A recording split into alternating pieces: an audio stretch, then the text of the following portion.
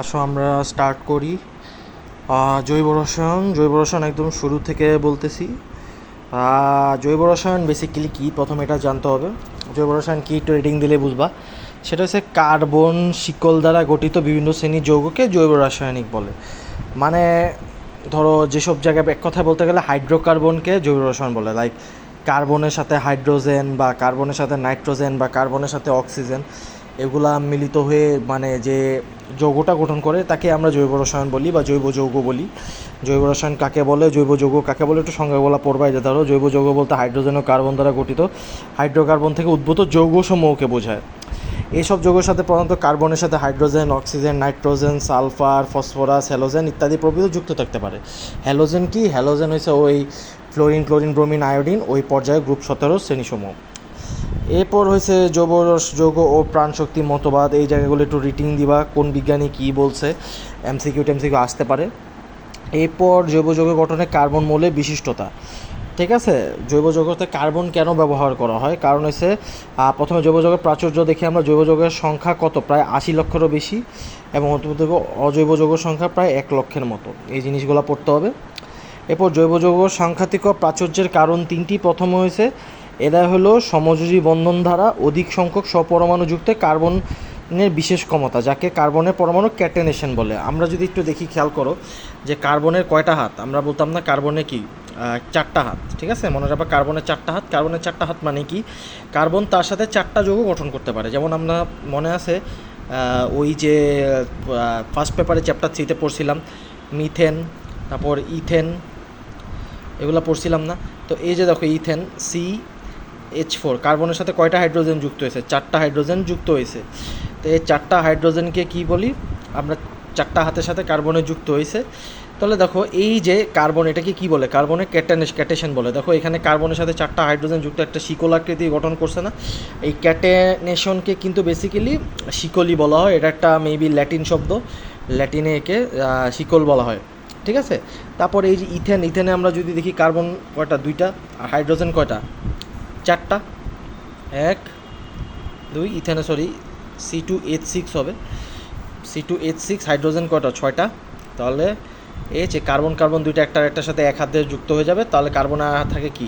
প্রতিটা 3টা হাত থাকে। তাহলে বাকি 6টা হাইড্রোজেন এখানে বসে যাবে। এটা হচ্ছে C2H6 ইথেনের।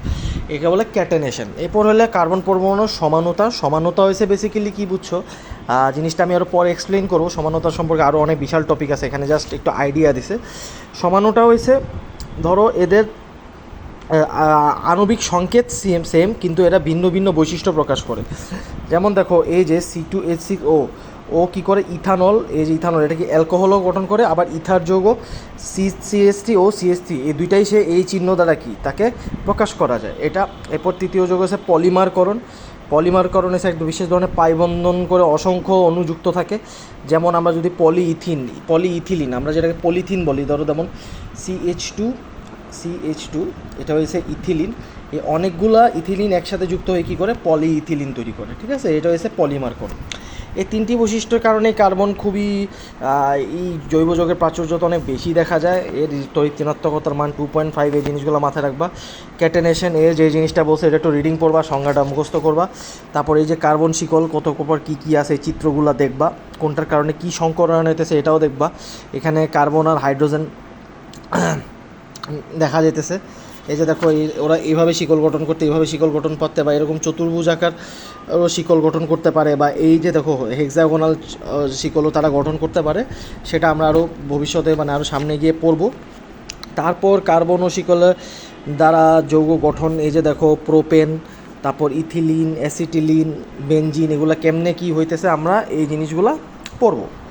ঠিক আছে, এরপর কার্বনের ক্যাটানেশনের সফলতার কারণ, সমানতা, পলিমারকরণ। এই যে দেখো পলিমারকরণের এই বিক্রিয়াটা তুমি খুব সম্ভবত SSCতে পড়ছো, বা জিনিসটা জাস্ট সংজ্ঞা দিছে, এখানে যা সংজ্ঞাগুলো দিছে। সমানতার সংজ্ঞা কাকে বলে এটা একটু পড়ে নিবা। তারপর পলিমারকরণের সংজ্ঞা কাকে বলে এটা পড়ে দিবা। এগুলো আরও ডিসক্রাইবলি প্রতিটা টপিক আছে, এগুলো আমরা পড়বো। ঠিক আছে, এরপর তুমি যে জিনিসটা পড়বা সেটা হয়েছে জৈব ও অজৈব যৌগের পার্থক্য।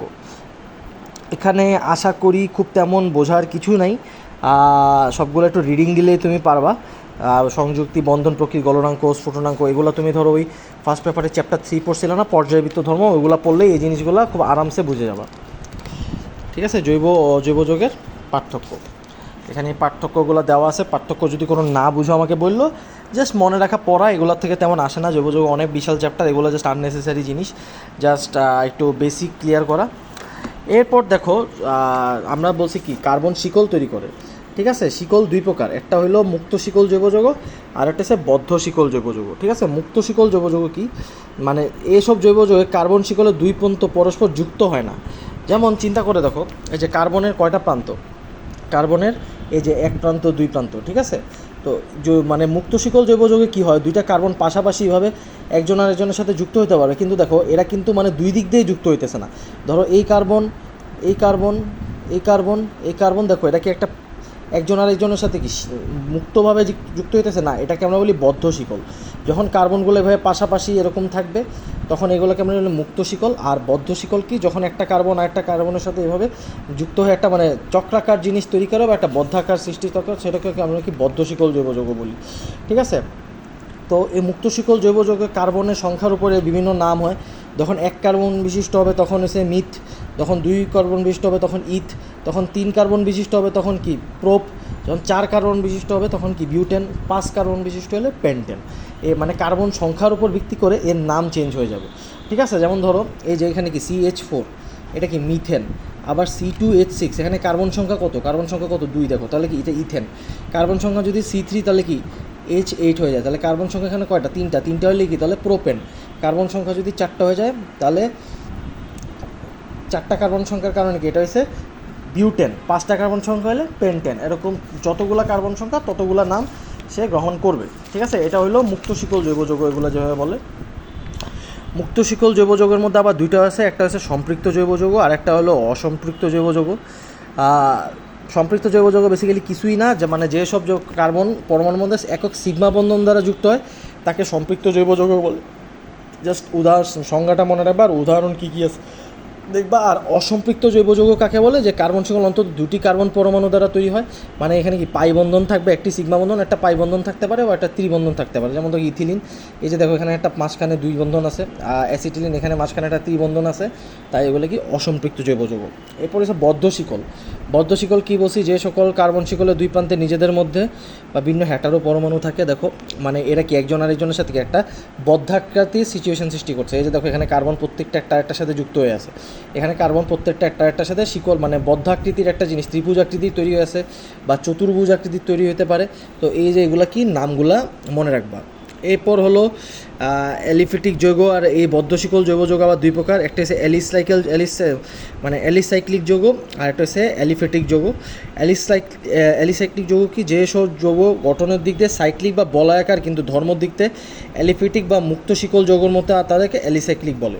ধরো অ্যালিফেটিক কোনটা, অ্যালিফেটিক হচ্ছে মুক্ত শিকল জৈব যৌগ, ঠিক আছে। অ্যালিফেটিক হচ্ছে মুক্ত শিকল জৈব যৌগকে বলে। এখন কিছু বদ্ধ শিকল জৈব যৌগ আছে, ধরো এই যে সাইক্লোপ্রোপেন, এটা কি দেখো কার্বন তিনটা কি একটা বদ্ধ শিকল আকৃতি গঠন করছে না, বাকি হাতগুলো কি হাইড্রোজেন দ্বারা যুক্ত হয়ে গেছে, ঠিক আছে। দেখো এই কার্বনে কিন্তু 4টা হাত, সেই যে একটা এইদিকে এই কার্বনের সাথে যুক্ত হয়েছে, আরেকটা এই কার্বনের সাথে যুক্ত হয়েছে, আরেকটা এই হাইড্রোজেনের সাথে যুক্ত হয়েছে, একটা হাইড্রোজেনের সাথে যুক্ত হচ্ছে। জৈব যৌগ পড়তে গেলে প্রত্যেক খালি কার্বনের হাতের হিসাবটা করবা, হাতের হিসাবটা করলে দেখবা মোটামুটি তুমি একটা মানে কি হইতেছে এখানে মিলাইতে পারো। কার্বনের অলওয়েজ 4টা হাত, দেখবা প্রত্যেকটা কার্বন 4টা হাত দিয়ে যুক্ত হয়ে আছে। দেখো এখানে এই কার্বনের সাইক্লোবিউটেন, এর নাম বিউটেন কেন, এখানে কার্বন সংখ্যা কত 1 2 3 4, তো 4 হলে কত বিউট, ঠিক আছে। এগুলো সম্পর্কে আমরা আরও পড়বো সামনে, যে কার্বন সংখ্যার উপর কীভাবে হয় এগুলো জাস্ট একটু নর্মাল আইডিয়া দেওয়া, জাস্ট একটু চ্যাপ্টার সম্পর্কে ধারণা নেওয়া। এরপর দেখো এই কার্বনের 4টা হাত, একটা হাতকে এই কার্বনের সাথে যুক্ত হয়েছে, আরেকটা হাতকে এই কার্বনের সাথে যুক্ত হয়েছে, আরেকটা হাতকে এই কার্বনের সাথে যুক্ত হয়েছে, এই হাইড্রোজেনের সাথে যুক্ত হয়েছে, আরেকটা হাতকে এই হাইড্রোজেনের সাথে যুক্ত হয়েছে। তো কার্বন কি 4টা হাতই ইউজ করছে, তো এমনি প্রত্যেকটার ক্ষেত্রে তুমি কি চাইলে 4টা হাত দিয়ে হিসাব করতে পারবা। তো এই যে অ্যালিসাইক্লিক বলতে কি বোঝাইতেছে, দেখো এরা কিন্তু কি, এরা কি বদ্ধ শিকল জৈব, ঠিক আছে। কিন্তু এরা বদ্ধ শিকল জৈব যৌগ হওয়ার পরও এদের যে ধর্মগুলো আছে এই ধর্মগুলো হয় মুক্ত শিকল জৈব যৌগের মতো, ঠিক আছে। এই জন্য এদেরকে কী বলি আমরা, অ্যালিসাইক্লিক যৌগ বলি। আচ্ছা, আরেকটা আছে হ্যাটারোসাইক্লিক যৌগ আর বিষমচাক্রিক যৌগ, যেগুলো আছে বৃত্তকার মৌল গঠন পরমাণু, হ্যাটারো পরমাণু যেমন অক্সিজেন সালফার নাইট্রোজেন প্রভৃতি একাধিক পরমাণু অংশগ্রহণ করে, তাদেরকে হ্যাটারোসাইক্লিক বলি। এখন দেখো অ্যালিসাইক্লিক যৌগের মধ্যে শুধু কার্বন হাইড্রোজেন দিয়ে তৈরি হতো, ঠিক আছে। কিন্তু হ্যাটারোসাইক্লিকের মধ্যে কার্বনের সাথে কি দেখো অক্সিজেন, তারপর সালফার, নাইট্রোজেন, আরও অনেক কিছু যুক্ত হইতে পারতেছে। সো এই জিনিসটা একটু আইডিয়া রাখবা। তাহলেও আরেকটা আছে অ্যারোমেটিক যৌগ। অ্যারোমেটিক যৌগ হয়েছে বেনজিন, বেনজিন জাত এক বা একাধিক বেনজিন বলয়যুক্ত বা বেনজিনে ধর্মসদৃশ যৌগকে কী বলে? অ্যারোমেটিক যৌগ বলে। ঠিক আছে, বেনজিন কি এই জিনিস সম্পর্কে আমরা একটু আগে পড়বো, একটু পরে পড়বো, কজ বেনজিন একটা বিশাল টপিক, এগুলো জাস্ট একটু সব ধারণা দিছে। তো তুমি জাস্ট এগুলো একটু রিডিং দিবা অ্যান্ড কোনটা কী আকার আকৃতি কী দিয়ে তৈরি হইতেছে এটা দেখবা। ঠিক আছে, বেনজিন হয়েছে বেসিক্যালি 6টা কার্বন এবং 6টা হাইড্রোজেন দিয়ে তৈরি। তারপর এই যে দেখো এরা এইভাবে গঠন করছে, এখানে দেখো কার্বন প্রত্যেকটা একটা আরেকটার সাথে কার্বন, এরা কি মানে এই যে কার্বন, আমরা যদি বেনজিনের আকারটা একটু দেখি, 6টা কার্বন, প্রথমে এরা একটা আরেকটার সাথে কি মানে যুক্ত হবে, প্রত্যেকটা কার্বন একটা আরেকটার সাথে হাত দিয়ে যুক্ত হবে। তো এখানে কয়টা কার্বন হয়ে গেছে? সরি, হয় নাই, 1 2 3 4 5 6, এই যে দেখো 6টা কার্বন প্রত্যেকটাই কি একটা আরেকটার সাথে যুক্ত আছে। ঠিক আছে, এরপর কি হবে? এই যে ধরো এখানে একটা দ্বিবন্ধন, এখানে একটা দ্বিবন্ধন, আর এখানে একটা দ্বিবন্ধন। এরপর এখানে এই কার্বনটা দেখো, এই কার্বনটা 2টা হাত এই কার্বনের সাথে যুক্ত হয়েছে, আরেকটা কার্বন কি এখানের সাথে যুক্ত হয়েছে, তাহলে এর কি একটা হাত ফাঁকা আছে, তাহলে আরেকটা কি হাইড্রোজেন এখানে বসবে। তারপর এই কার্বনটার ক্ষেত্রে যদি দেখি, দেখো এই কার্বন একটা হাত এখানে যুক্ত হয়েছে আর 2টা হাত এই কার্বনের সাথে, তার আর কয়টা হাত থাকে? তার একটা হাত থাকে, তাহলে একটা হাইড্রোজেন যুক্ত হয়েছে। এমন করে প্রত্যেকটার সাথে একটা করে হাইড্রোজেন যুক্ত হবে। এভাবে করে হিসাব করে দেখলে তুমি দেখবা যেটাকে আমরা বলি বেনজিন C6H6। ঠিক আছে, এই যে এগুলো সম্পর্কে আমরা পড়বো। তারপর এই যে যৌগ, এই যৌগের এই 4টা দেখবা, মুক্ত শিকল বা অ্যালিফেটিক যৌগ, বদ্ধ শিকল বা বলয়াকার যৌগ, সম্পৃক্ত যৌগ, অসম্পৃক্ত যৌগ, এটা 2 প্রকার। এই যে এই 4টা জাস্ট পড়বা। ঠিক আছে, এই 4টা কী কী আছে দেখবা। এরপর এই যে পড়াগুলো জৈব যৌগের বন্ধন প্রকৃতি, কার্বন কার্বন এক বন্ধন, কার্বন কার্বন দ্বিবন্ধন, কার্বন কার্বন ত্রিবন্ধন, এগুলা তুমি ওই কেমিস্ট্রি ফার্স্ট পেপারের চ্যাপ্টার 3তে পড়ছো। এগুলো জাস্ট রিডিং দিবা, এখানে কি বলছে, কিভাবে কি গঠন করছে, ইথেন অণু কীভাবে কী গঠন করছে।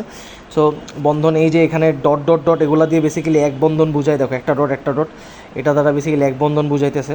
এই যে দেখো ইথেন, এই যে ইথেনের আকার একটা বন্ধন। সো ইথেন কি একটা, এর মধ্যে সংকরণ কী কী হইতেছে এটা জাস্ট তুমি পড়বা, পড়ে চেষ্টা করবা, দেখবা এখানে সিগমা বন্ধন সম্পর্কে দেওয়া আছে, সংকরণের কথা আছে, এই জিনিসটা তুমি পড়ছো। ঠিক আছে, এগুলো থেকে তেমন কোয়েশ্চেন আসে না।